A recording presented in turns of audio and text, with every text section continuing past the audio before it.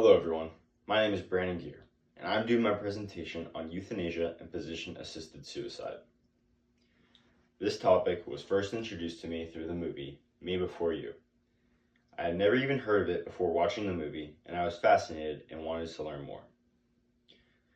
Shortly after starting this class, one of my neighbors who had Alzheimer's disease decided that she wanted to undergo physician-assisted suicide. That was when I knew I had to do this as the topic for my paper. So first, what is euthanasia? The word euthanasia derives from the Greek word eu, which means good, and the word thanatos, which means death. Therefore, the meaning of this word is good death. Euthanasia is when a patient with a terminal illness ends their life in a controlled, safe, and monitored way. The difference between euthanasia and physician-assisted suicide is a doctor is the one who administers the injection during euthanasia, whereas the patient presses the final button for physician-assisted suicide. To expand on that, there is voluntary, non-voluntary, and involuntary euthanasia, as well as passive and active euthanasia. Voluntary euthanasia is when the patient consents and asks for the injection. Non-voluntary is when the patient is unable to make the decision for themselves due to their health condition, and the decision is made by another appropriate person, such as a spouse or family member. Involuntary euthanasia, also known as murder, is when the person would be able to consent but doesn't, either because they don't want to die yet or they aren't told before they are given the injection. Active euthanasia is when a lethal amount of a substance is used to intentionally end someone's life. Passive euthanasia is when life-sustaining treatments are withheld. This could have many forms.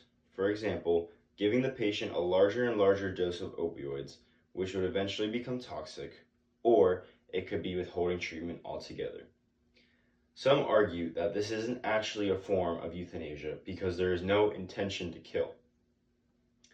Active euthanasia is much more controversial and likely to spark debates about religion and ethics. Another topic that I will be touching on is palliative care, which is essentially doing whatever it takes to keep the patient comfortable, even if it means the medications they take will kill them slightly faster than they would normally pass. Palliative care is technically a form of passive euthanasia. When I began researching euthanasia, I was most curious on where it was legal and what methods were used. I found that it is legal in Australia, Belgium, Canada, Colombia, Luxembourg, the Netherlands, Spain, Switzerland, and New Zealand. It is also legal in the US states of Oregon, Hawaii, Washington, Maine, Colorado, New Jersey, California, Vermont, as well as Washington, D.C. Though forms of euthanasia have been recorded back to the ancient times of the Greek philosopher Plato, it was first legalized in the Netherlands in 2002. Switzerland was the first country to legalize physician-assisted suicide in 1937, as long as the doctor administering the drug had nothing to gain. Since then, several countries have followed in Switzerland's footsteps and adopted similar ideologies.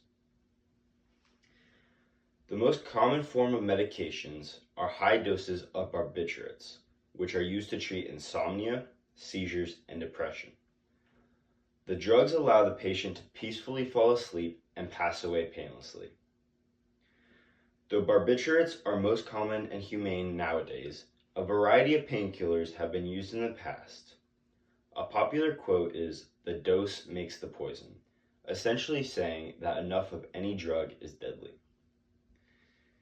One of the main arguments against euthanasia is the Hippocratic Oath.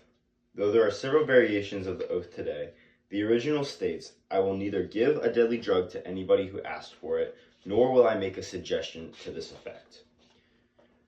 One of the main fears of euthanasia is the slippery slope for doctors. People believe that if euthanasia becomes legal everywhere, that there will be no motivation to research new cures for ailments, and that it would be easy for the doctors to just euthanize the patient rather than trying to help them get better. Though all deaths to euthanasia across the world amount to less than 4%, this number keeps rising every year, suggesting that the slippery slope is a real fear. Another topic that gets in the way of euthanasia is religion. The BBC says, virtually all religions with a supreme God have a command from God in their scriptures that says, you must not kill. While some religions, like Catholics, generally believe that all forms of euthanasia and physician-assisted suicide are wrong because everyone is made in God's image and He has a plan for all people, other religions, such as Buddhism, are only against involuntary euthanasia and believe the other forms are fine.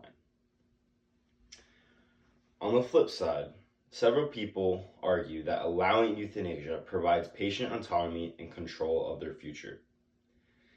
You could be paralyzed from the neck down, eating from a tube, and stuck in bed all day, and not be able to do anything about it. At this point, several people believe it is a compassionate way to end suffering, ensuring they don't have any prolonged agony or any further diminishing quality of life. At this point, people believe in the right to die. While the right to die movement was all the rage in the 1960s, I was surprised to find out that people's opinions on the matter are quickly changing, and palliative care is becoming the more popular viewpoint.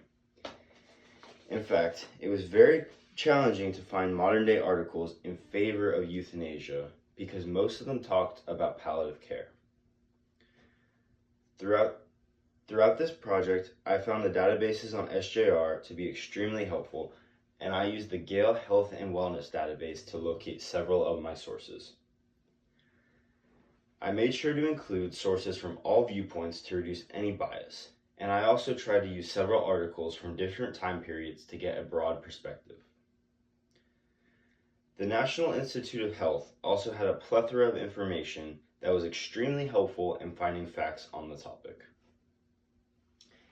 Interestingly, from the field research we did in class, 61% were in favor of euthanasia, while only 39% were against it.